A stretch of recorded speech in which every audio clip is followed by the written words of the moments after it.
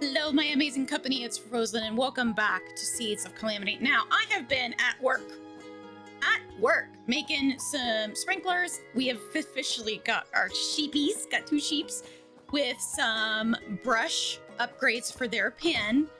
And, of course, they're little right now, but when they are big, they'll start giving us some wool, which is super exciting. I've also got our mush tree fully grown, and I threw a tapper on it because I could. We'll see what comes of that. And I've put some tappers on the trees that we've got growing over here on the side. So, other than that, no big differences, other than I got an upgrade for the ritual stone. We can now make platinum with the help of enhanced crystals, which come from the Molten Boneyard level 3 of the dungeon. Lady Valeska helped us out with that, and our little fruit trees are growing. So what I want to do today is I want to hit the last level of the mine and take on this last dungeon boss. I'm excited. Oh, shucks. I was just a little bit late, but that's okay. But I want to take that on today and get that filled out. And I'm going to continue working on the quests for each of our villagers. So what I'm seeing here is that the quests are specific per skill and per person.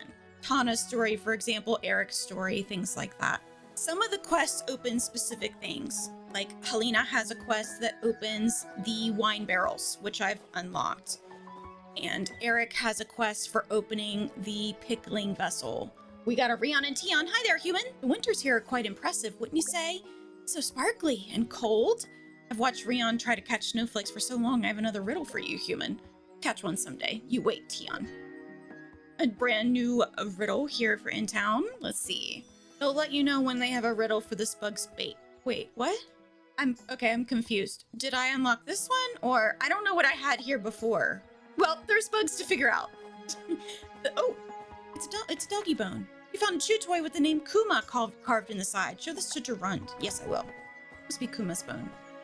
I have been working on the temple stuff, and I actually ended up making some cute little graphics for these as well for you guys. So what I'll do is I will pop that on screen. You guys can pause the video and you can save that if you wish to help you keep track of everything that you need to collect.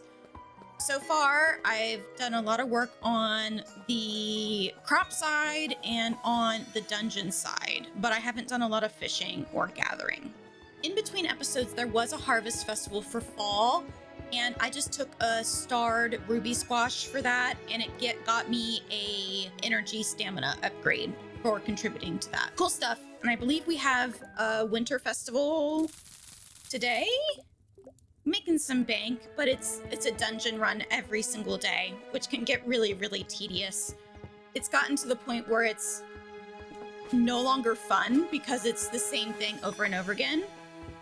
Did I get something out of this barrel? Something with the pickling barrel is bugged. I don't know what it is. I let the dev know. This game is still in early access, so there's gonna be a bug here and there. All right, let's see. Winter Welcoming is the festival today. I don't really have anything I want to do on the farm, so I'm going to go ahead and get this festival going. Let's see. We have stuff we can buy. Today's the Winter Welcoming Festival. Hi, Estrid. We're celebrating the start of winter with warm drinks and friends. First, I have some festival items available, so please take a look. Ooh, we got some rugs. Why don't we go ahead and purchase those? We've got extra money. Nice. Is Garen gonna give us a hot chocolate? I would love one. It's my own recipe that I developed after moving up here. Let me know if you want more. I've got plenty for everyone. Oh, how nice. That is like so awesome to enjoy a hot chocolate outside in the cold. Hi, Tana. Cold, but it's great to spend time with everyone. Yes, get outside. The snow is perfect for making snowmen today. I can't decide how I should finish this one. Can you help me? Do I need to... what should I put on the body? Large buttons. What should I put on the face? A red scarf. What hat should I use? A straw hat. Oh, how cute. I love it. I love it a lot. Hi, Lady Valeska. Make sure to pick up your hot chocolate from Garen. It'll warm you to your bones. Indeed, indeed. And we've got a little mini game. Is Eric in charge of this one? You ready for a brain teaser? I'll reward you with a prize if you can slide the golden box to the marked tile at the bottom. Oh, I suck at these. Be careful though, the tiles are icy, so the golden box will slide until it hits a side or any of the blue columns. Let me know when you're ready to play. We'll try. If you get stuck, just talk to me and I'll reset it. Oh, thank goodness. Okay, so this is what I was thinking. This way. So it'll slide past the marker though, right? Yeah, it will. Ah, so I gotta do this. Ah. See, I had the first part figured out. You did it, here's your prize. Oh, we got a Peridot in exchange. That's a big prize, Eric. Hi, Durant. Eric's made quite the clever puzzle. You think you can solve it? I managed on the first try, somehow. I've historically not been very good with those puzzles. Legend of Zelda has given me PTSD from those types of puzzles. Nice little break. We're gonna hit the dungeon in the morning. Let's run this bone over to Kuma. That way it's out of my inventory and out of mind. I wish I could give it directly to Kuma. You found something? I sure did. Oh, thank you. Kuma's been moping ever since he lost this. You know, he's such a tiny puppy when I got it for him. Much bigger now, but he still has the same energy as when he was small. Thanks for returning this. I have some leftover lure making supplies I'm sure you can put to good use. Oh, how nice. Oh, an iron bar. That is handy. I am still running very, very low on attuned crystals based on what crafting I would like to do and the amount of resource, like tools I have to make, like tree toppers. So those do come in handy. I don't have to worry about crafting those. Okay, dungeon time. We are on to the boss for the Molten Boneyard level. That's level 3. We took on the Slime King and the 3 Hydras, so I'm curious what this last one is going to be. Nice, that was my second elite key half, and we've made it to the last room. Fantastic, I made some good timing on that. I am going to heal up completely. So we've got 100 health, we're full stamina. We're ready to take on whatever lies behind this door. Oh, it's a frog. He's a big frog. All right, well, I'm gonna stick with my Tide and True, Soaked and Thunderstorm. Bone Blight uses Lifesteal to deal 14 damage to you, heal itself by 14, and reduce its own status effect duration by 2. Ooh, okay. That's gonna be a biggie because we're reducing status effects. Okay, I'm definitely gonna have to watch my health for sure. Let's do this and consume one of these. So this one right here, Water Pulse, is a new one, and I swapped it out for my single water spell that was in that same spot. It does a little bit of extra damage. Same attack from our big guy. He's got no status effect, so we'll do Rain. Thunderstorm again. Oh, he's become enraged. Oh, he's yellow. Okay. Let's do double. Poison Dart. Poisons for 2 rounds and does 21 damage. Okay, we can use our Lakeside Medley to get rid of our status effect. I think we're okay on health, so we're just gonna focus on doing a little bit of damage. Ooh, slap! 30 damage. Okay, now I'm nervous. Let's just try to get some more damage in. We're doing pretty well. Poison for 2 rounds, 27 damage. We can do the same thing again. Let's get rid of that status effect. I do want to go ahead and heal.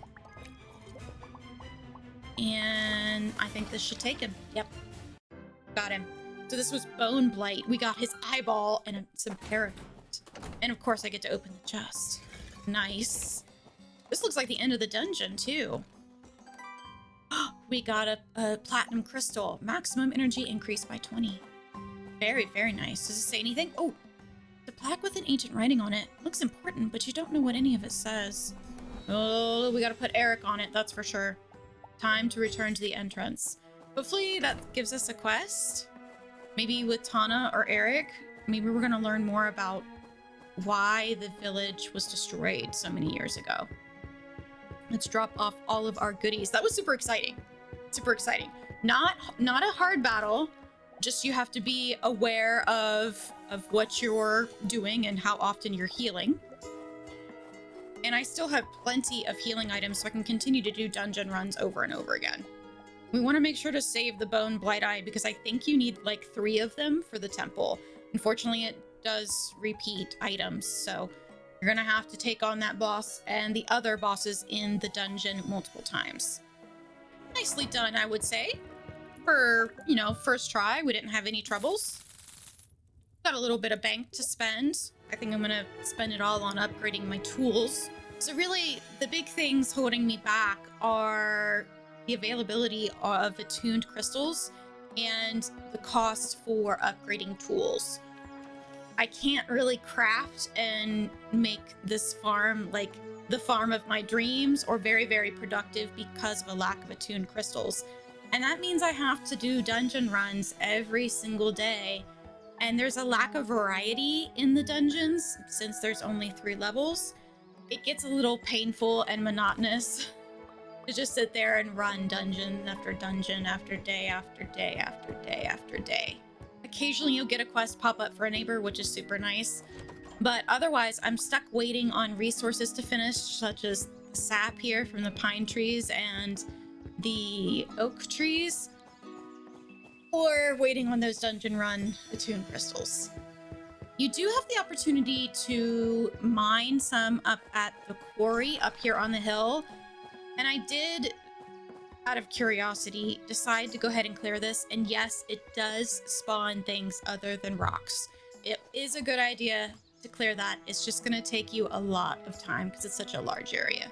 My plan now going forward is to continue to work on the temple, continue working on the quests as they pop up, and really just decorating the farm to my heart's content. Taking a look here and reviewing all the rewards, they all seem to be great additions to the farm, like golden trees or unlocking the greenhouse, but they don't have any story component, which doesn't encourage me to play a lot more of this game.